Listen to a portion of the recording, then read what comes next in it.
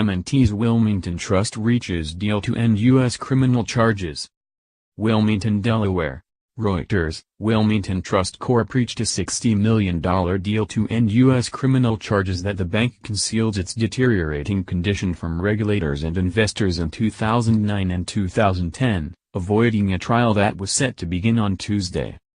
The M&T Bank Corp. MTB.N. unit said it is admitting no liability and that the settlement amount includes $16 million it previously paid as part of a related 2014 accord with the U.S. Securities and Exchange Commission.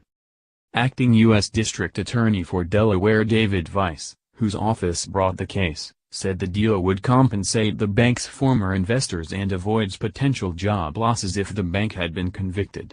Wilmington Trust operates a wealth advisory business, but some operations were absorbed by M&T following a 2010 acquisition.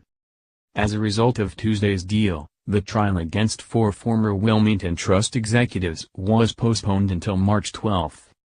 "We wanted to avoid collateral consequences for the bank," Weiss said at a news conference on Tuesday. M&T was not charged and the Buffalo, New York-based bank said resolving the charges was in the company's best interest. The U.S. government has been criticized for a dearth of prosecutions tied to the fallout from the 2008 financial crisis, and Wilmington Trust was the only bank receiving federal bailout funds that has been indicted.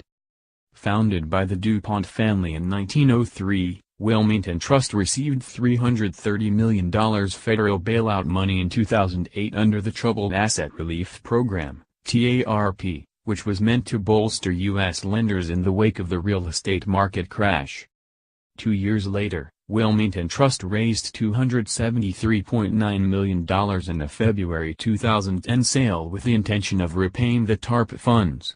At the time, it reported to regulators just $10.8 million in commercial loans that were 90 days past due, but prosecutors said the real figure was $344 million, and continued to grow. In November 2010, Wilmington Trust agreed to be acquired by M&T for $3.84 per share, a 46% discount to the previous closing price and well below the $13.25 per share sale of stock months earlier.